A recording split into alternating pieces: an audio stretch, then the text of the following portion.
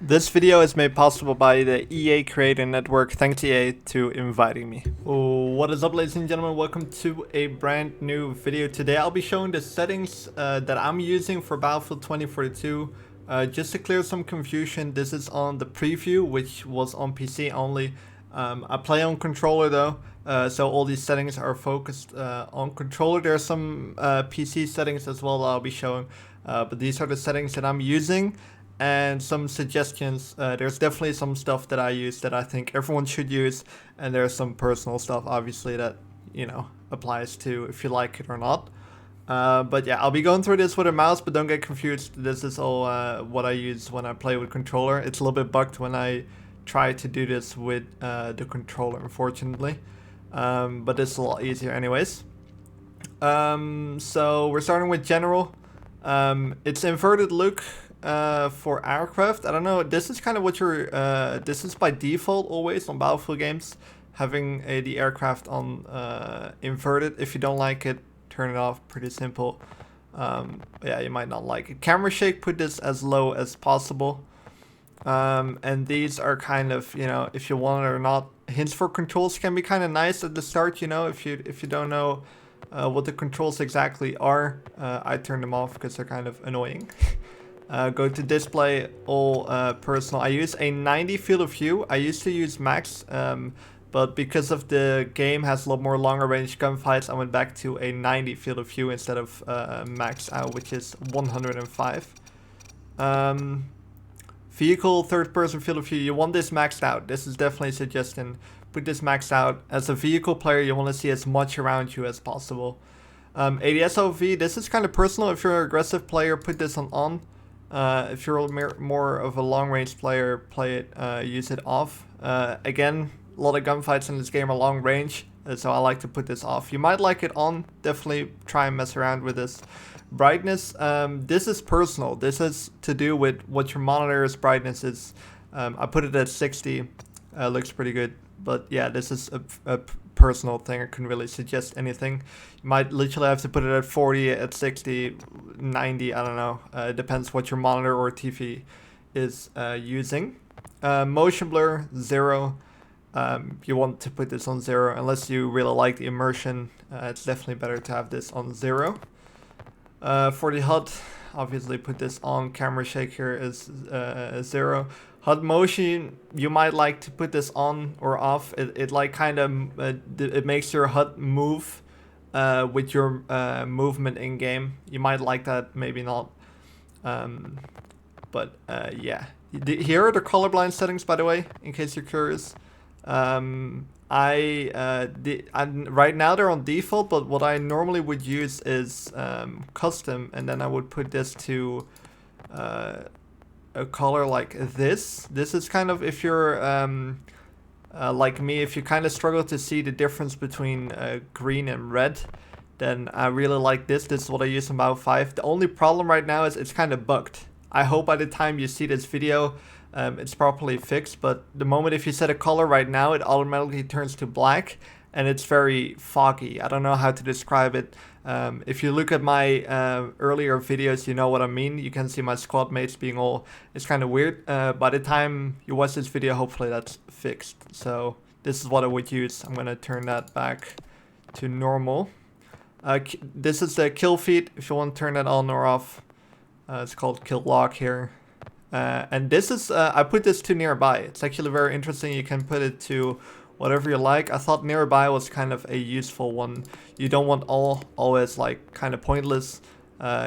Your team could be useful, your squad maybe, if you're very much of a squad player. I put this to nearby. Crosshair, I still need to kind of mess around with this. But to be honest, the default settings are kind of good.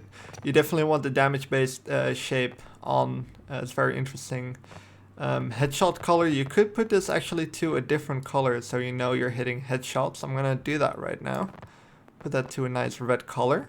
Because it's very important that you know the difference if you're hitting headshots or not. In my opinion, armor hit to blue. It's kind of good, I think. And you definitely want armor broken hit indicator on. It's all extra information you don't want to miss out on.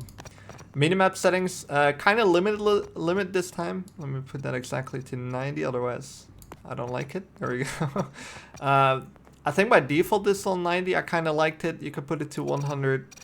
This is how much your minimap shines through. So if you kind of make your minimap bigger, like I made it a little bit bigger. I think by standard it's on 50. I put it to 90. If you make it a little bit bigger, it's kind of nice that you can view through it. This is if your minimap rotates with you or not. I kind of like to have that on.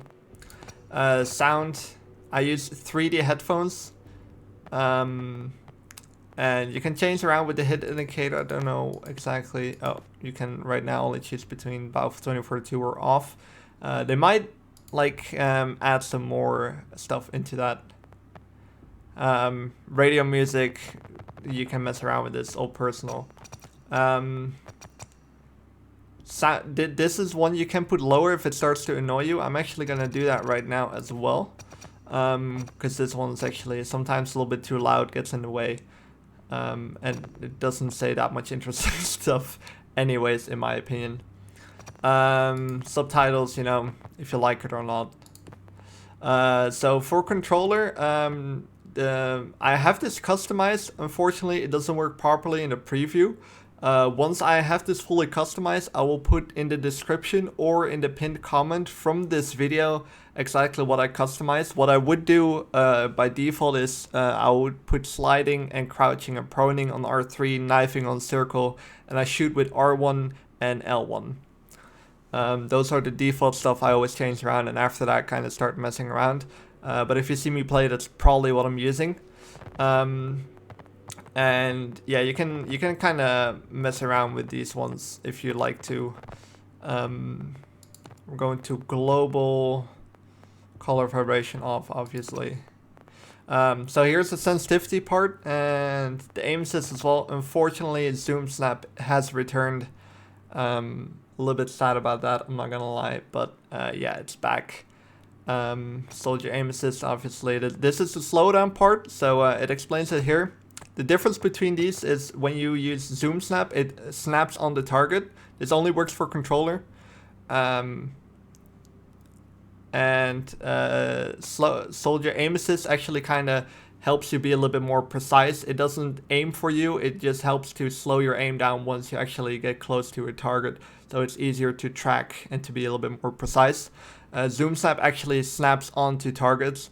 If you want to play this game and you want to get better at this, I actually would suggest turning this off. This messes with your muscle memory big time. You will struggle at the start a little bit, but if you actually want to make progression, turn this one off. It will help a lot.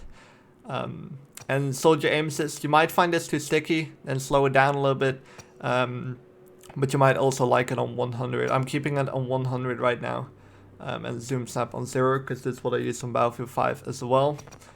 Soldier aim sensitivity 90%.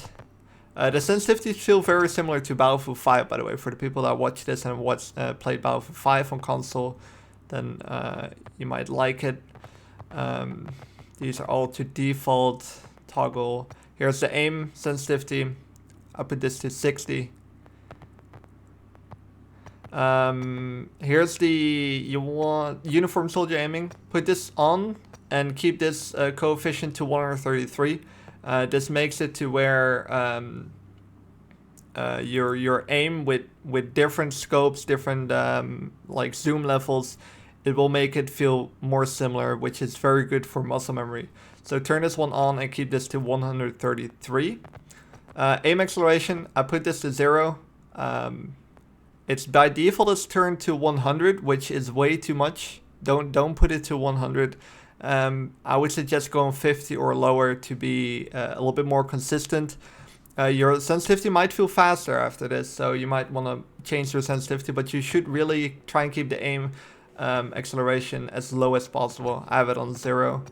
I think vehicles, I'm honestly kind of have to mess around with this. I kind of like this. I played the game a little bit and I think I might just keep it this way.